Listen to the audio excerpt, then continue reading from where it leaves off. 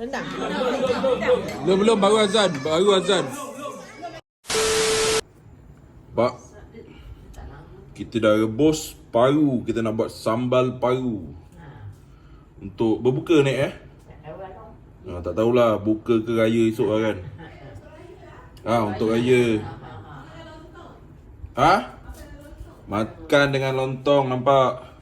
So ni rebus simpan balik lah. Oh goreng. Lepas tu ni rendang. Apa? Kerang nak buat apa? Buka. Kejap lagi. Sambal goreng.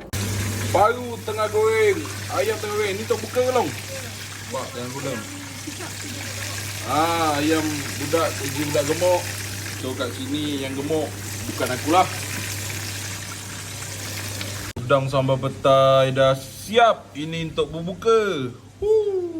A few minutes later. Rendang kerang dah siap ke belum ni? In the making nampak. Siapa buat ni? Siapa buat? Along buat. Sebab tu aku beli lemang. Sebab dah ada. Rendang kerang dah ada. Nampak? Macam biasa. Kita beli lagi dekat sini. Last berbuka hari ni. So kita makan lagi udang getak. Semalam 4 set laku habis teruk.